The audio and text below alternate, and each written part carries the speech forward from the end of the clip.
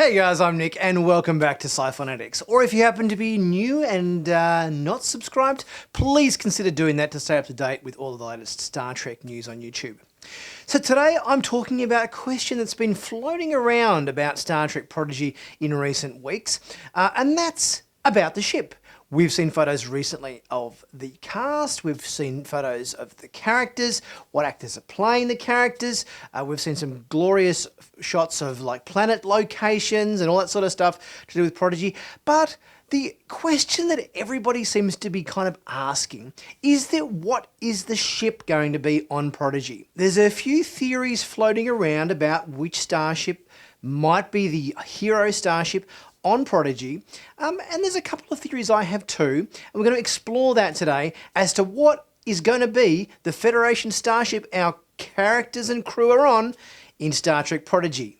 So let's start with what we know. Now we know our crew of the ship that the kids are going to be on in Star Trek Prodigy is about 5. We've got 5 kids plus the Janeway hologram. We know Star Trek Prodigy takes place in the Delta Quadrant. The first question is, how does a Federation Starship end up in the Delta Quadrant? Well, we know there's the caretaker array that whisked the Voyager to the Delta Quadrant at the start of the first season of Star Trek Voyager. And we know there was a few other Federation starships that they kind of bumped into along the way during the 7 seasons of Voyager, such as the USS Equinox, which was destroyed. So firstly, let's talk about the practicality. I don't think the starship that these kids are on can be a big starship. It can't be a Galaxy class or an Akira class or a Nebula class or anything that requires a crew of more than 100 to run it. It couldn't even be a class, I don't think, in the realms of something like the NX-01, the original Archer's Enterprise, because even that ship needed a crew of like 100 people or thereabouts to operate.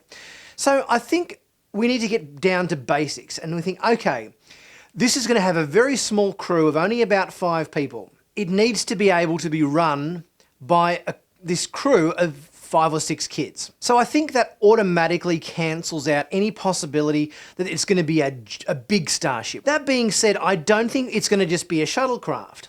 It would be very disappointing, I think, and also a bit too cramped and a bit small if we had a shuttlecraft these kids are flying around on. That's going to be a little bit too underwhelming, I think. So it has to be bigger than a shuttlecraft, but smaller than a small starship. The fact that these kids find this Federation starship buried in the sand in a kind of a starship graveyard or something to that effect in Prodigy, it leaves me thinking, well, what starships were crashed and, lost in a Delta Quadrant ship graveyard? Well, my first thought was the USS Raven, which was the starship that 7 of 9, or formerly known as Annika Hansen, and her parents were on when they were abducted and assimilated by the Borg when 7 of 9 was very young. It's about the right size. I think that size would be about right for what sort of starship these kids could manage in Prodigy. However, that starship was completely assimilated. It was just completely trashed. The front end was like completely wrecked, and I think this starship was beyond salvageable. And that led me to thinking, okay, if it's a ship of about that kind of size, which would seem to be logical in terms of what manageable starship size these kids could foreseeably run in Prodigy, I was thinking, what other starships could it be? And remember, we've got Captain Janeway as a training hologram on board this ship. We know she's wearing a USS Voyager style uniform. So that led me to think it's going to have a link to Voyager here. Now, what could be a ship that is around the same sort of size as the USS Raven, that's bigger than a shuttlecraft, smaller than a starship that these kids could run? Well, what about the Voyager Aeroshuttle? Well, the Voyager Aeroshuttle was a runabout-like spacecraft embedded in the saucer underside of an Intrepid-class starship. The craft was intended as a high-speed reconnaissance ship that was capable of atmospheric travel and also intended for defence and evacuation purposes. Now, for unspecified reasons not noted in the ship's log, the vessel was never used during the 7 years of Voyager spent in the Delta Quadrant.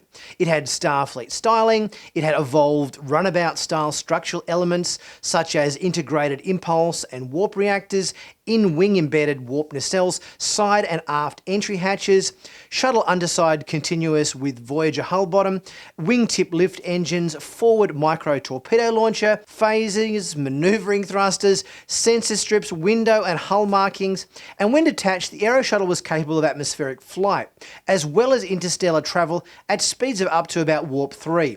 The cockpit was generally designed for a crew of maybe around 4 or 5. So this ship would seem like it's kind of got a configuration that would be easily manageable by this group of sort of misfit kids of around sort of 5 or 6 of them. It would also make sense that it's the Voyager Aeroshuttle, because what the hell is a hologram in the likeness of Janeway doing on board this ship? We know that in, say, the case of the La Sirena, when Rios purchased this ship, it had kind of all these inbuilt holograms. It had kind of like a self-scan option. I think it just scanned him as the owner, and then it just replicated that as the various holograms on board the ship. Using that as kind of like a basis for brand new ships, that they have this sort of self-scan holographic feature, it could be feasible that Janeway, in somewhere in the course of the 7 seasons of Voyager, she was tinkering about with the Aeroshuttle. It had a kind of a self-scan holographic training program that she kind of,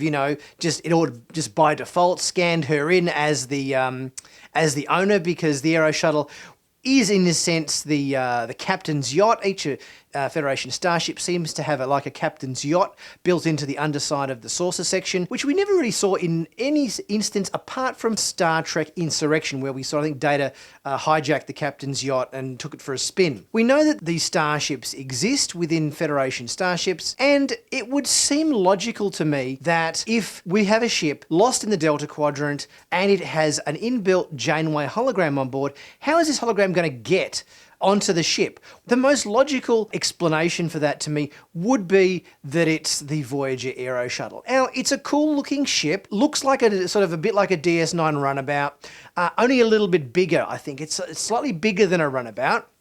And I think it's also a little bit cooler looking with the whole wing structure and everything, rather than just sort of the 2 warp nacelles. So it's kind of got a little bit more of a better silhouette, a better styling appearance to it. And I feel like that this ship would logically make sense. You might ask me, Nick, but hang on, the Voyager Aeroshuttle was always kind of, embedded in the bottom of the Voyager. How did it end up getting into the Delta Quadrant? Well, I had a look at the last episode of Voyager just to kind of see that last sequence when the Voyager was escaping the Delta Quadrant through the Borg transwarp conduits. It was being pursued by a Borg sphere and all this sort of stuff. And it is feasible that during the pursuit and the Voyager launched torpedoes to destroy the transwarp conduit, and there's explosions going off and there's a shockwave chasing it and everything.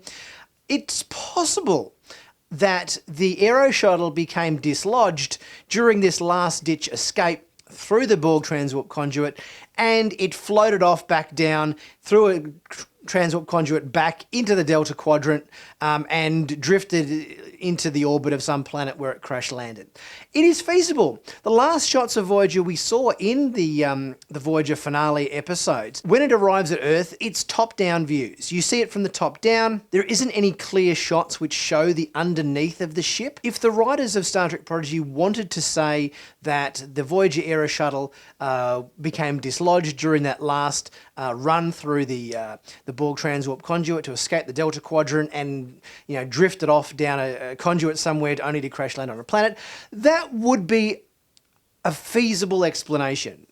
It would work in with the last episode when we see Voyager arrive at Earth. It's we don't see an underside view, we see a top-down view. So it could be a feasible way to explain what the Aeroshuttle was doing, crash landing on a planet in the Delta Quadrant. I think the other reason why this theory lends a bit of credibility is that they like to design brand new starships for new series, because if they use an existing design, say they used the USS Equinox as a design, or say the Defiant class, the show has to pay royalties to whoever the designer of those ships were. So they'd be up for extra production costs in royalty fees to pay the designer of whoever designed the USS Equinox or whoever designed the USS Defiant or any other Federation starship we've previously seen on screen. This is a reason why they like to come up with brand new designs, because they don't have to pay royalties to any previous designer for their work. The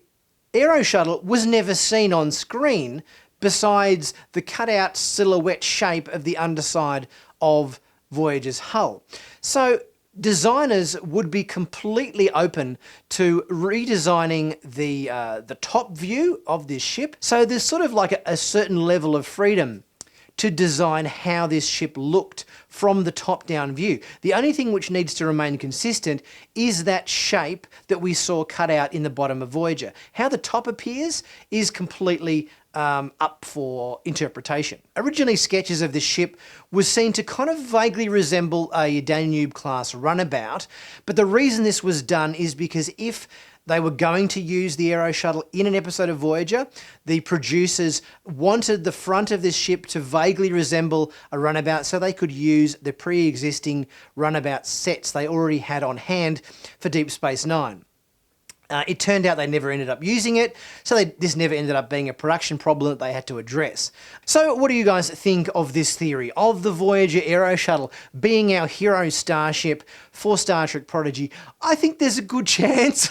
I think if it does turn out to be this, I would be very happy. I think this is a nice link back to Voyager.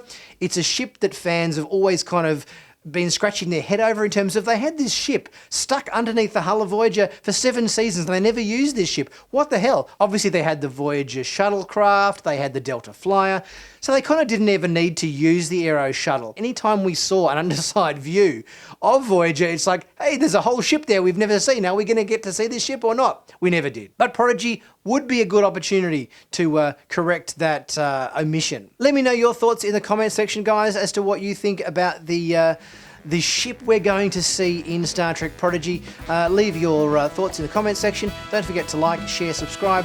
Click on the merch store link in the description to check out all my cool Star Trek themed t-shirts, hats, caps, hoodies, you name it. It really helps support the channel.